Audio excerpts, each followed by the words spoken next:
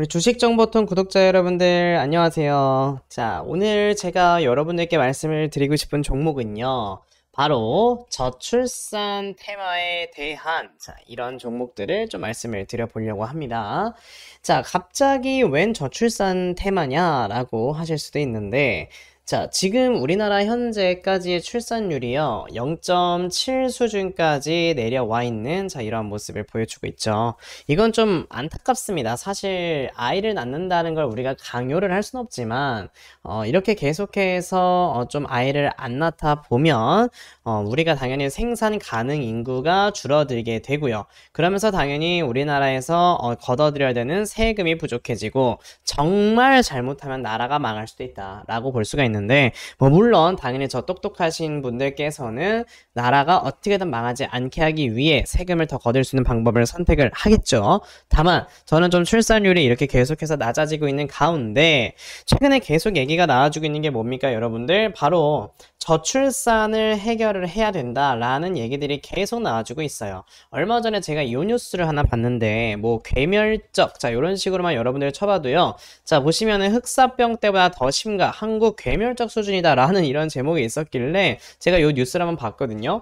이 뉴스가 무슨 뉴스냐면 이젠 진짜 사람이 애들이 없대요. 지금 제가 서울 강동구에 살고 있는데 실제 저희 이제 이 주위에는 초등학교도 보면은 한 반에 20명 정도만 있다라고 하고요. 그리고 20명이 있는 반도 10반이 안 되는 초등학교가요. 수두룩합니다. 저는 이제 조금 있으면 아이가 태어나긴 하지만 야, 진짜 내 아이가 나중에 초등학교에 들어갈 때면은 정말 얼마나 많은 아이가 없을까라는 좀 이런 생각이 드는데 당연히 그러면 그만큼 당연히 어떻게 해야 되겠어요, 여러분들 정부에서는 이 저출산을 해결하기 위한 정부 정책을 계속해서 만들어야 될 거고요. 그리고 이거를 제가 왜 지금 말씀드리는 거예요, 여러분? 내년 4월이 되잖아요. 그럼 뭐가 있어요? 총선이 있죠. 총선이 있으면 분명히 공약을 내세울 거고요. 이 공약에는 당연히 저출산에 관련된 공약이 나올 것입니다. 이거는요, 그냥 주식을 좀 오래 해보신 분들이라면 아실 거예요. 외우시면 돼요. 대선이나 아니면 총선 같은 이런 하나의 정치적인 큰 이벤트가 있을 때는 항상 이런 저출산 테마를 우리가 좀 지켜봐야 되고요. 또 한 가지를 우리가 지켜봐야 되는 게 바로 교육이다 라고 좀 보시면 되겠습니다. 근데 제가 저출산을 좀 말씀을 드리는 거는 제가 아까 말씀드렸잖아요. 좀 있으면 이제 애가 태어난다고.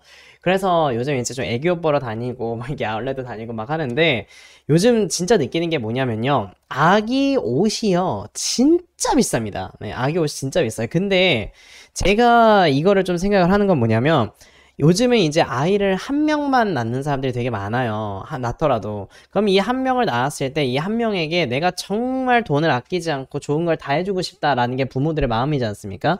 근데요, 그것들을 이제 이러한 약간 좀 애기 옷을 판매한다든지, 그러니까 유아용품을 판매하는 회사들에서는 이거를 역이용을 해서 프리미엄 전략을 갑니다. 실제로 아가방 컴퍼니라는 회사도요, 저기 이제 아울렛이나 백화점 같은 데 가보면 이제 아가방 그 프리미엄 제품들 따로 모는 데 있거든요. 거기 가면은 옷 막 위에 거 윗도리 안에 막 16만 원씩 하고 막 20만 원씩 하고 팔아요. 그리고 이제 정말 막 그 뭐야 유모차 이런 것들 있잖아요. 되게 좋은 거 막 진짜 막 600만 원, 700만 원. 제가 옛날에 진짜 아이가 태어나기 전에는 저런 걸 누가 사나라는 생각을 했는데 저도 너무 사고 싶어요. 그런 생각이 든다라는 건 정말 이제는 이런 당연히 좀 유아용품을 파는 회사들이 실적이 좋아질 수밖에 없겠구나라고 생각을 했거든요. 그래서 실제로 제가 아가방 컴퍼니의 실적을 봤는데 자 보세요. 자, 지금 이전에 한 2020년까지 계속 적자를 보고 있었던 이런 모습을 보여줬다가 갑자기 21년도부터 흑자 전환을 하네? 근데 이거는 뭐 일시적일 수 있으니까 그렇다 쳐요. 근데 갑자기 22년도에는요, 또 영업이익이 145억이에요. 그럼 올해 실적은 어떻지? 라고 봤더니 벌써 올해 여러분들 3분기까지 얼마 벌었어요?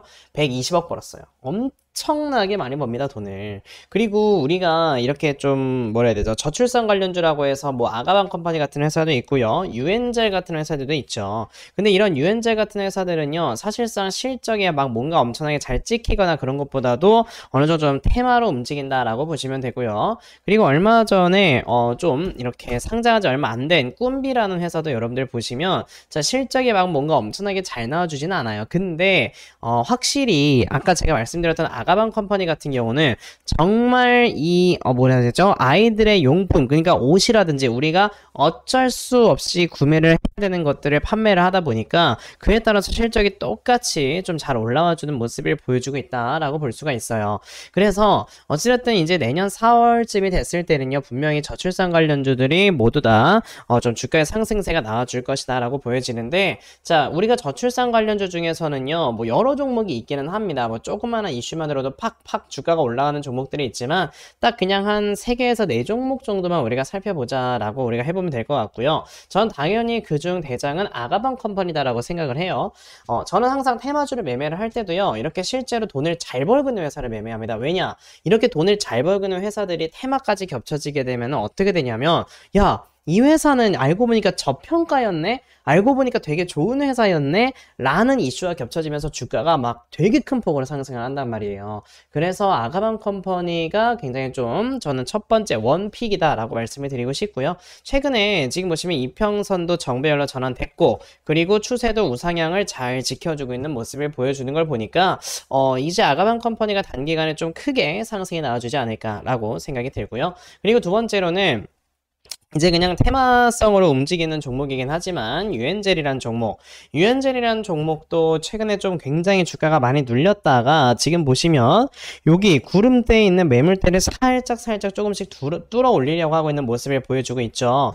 그러면서 이평선이 계속 이렇게 역배열로 내려오고 있었는데 21선이 점차적으로 이렇게 정배열 전환하기 위해서 노력을 하고 있는 모습을 보여줘요. 그리고 이제는 저점이 계속 낮아지고 있다가 저점이 높아지고 있는 우상향 추세가 딱 만들어진다라는 거는 요런 식의 주가의 움직임을 우리가 생각을 해볼 수 있지 않을까라고 보여지고요.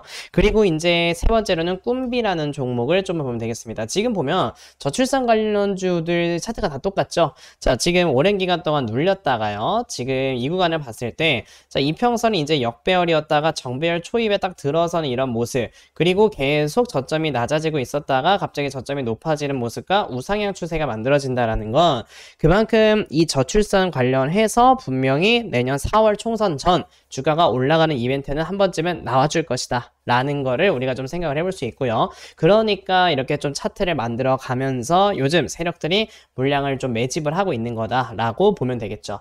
그래서 우선 원픽은 아가방 컴퍼니라는 종목을 먼저 말씀을 드리고요. 왜냐? 아가방 컴퍼니는 벌써 여기에 두꺼운 매물대, 구름대를 뚫어 올려서 위에까지 가 있기 때문에 상승이 나올 때 누구보다 큰 상승이 나올 수 있다라고 생각을 하시면 되고, 두 번째로는 유엔젤, 그리고 세 번째로는 꿈비. 자, 요 종목을 여러분들이 살펴보시면 될 거고요. 한 종목만 좀 더 말씀을 드려보자면, 예전에 그 궁중비책이라고 해서 아이들 그 바르는 로션 같은 게 하나 있거든요.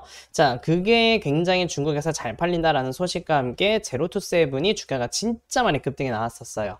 근데 최근에 보면은 뭐 주가가 굉장히 많이 눌렸던 이런 모습을 보여줬는데, 근데 제로투세븐은 또 허울 뿌리는 회사는 아니거든요. 돈을 좀 은근히 벌어요. 한 뭐 1년에 100억 원 정도, 한 뭐 70억 정도의 돈을 벌고, 벌써 올해 3분기까지 했을 때는 한 30억 정도의 돈을 벌고 있는 회사이기 때문에, 그래도 적자를 계속해서 보고 있는 회사들보다는 조금 더 주가의 상승의 업사이드가 좀 클 수가 있다. 다만 다른 종목들에 비해서 제로투세븐이라는 회사의 이런 시가총액이 유통비율로 따져봤을 때 그렇게 가벼운 편은 아니에요. 물론 아가방 컴퍼니도 좀 무겁긴 하지만 이 회사는 뭐 그에 맞는 실적을 올리고 있기 때문에 상관은 없고요. 제로투세븐 같은 경우는 실적에 비해서 아직까지 시가총액은 좀 고평가다라고 보여지는데, 그래도 이 종목도 또한 여기서 원래 역배열로 되고 있었던 이 이동평균선들이 정배열로 딱 전환이 되면서 점점점 매물대를 소화시키고 딱 올라가려고 하고 있죠. 그러면서 여기서 여러분들 뭐 나왔다? 자, 역헤드앤숄더 나오고 우상향 추세 나왔으니까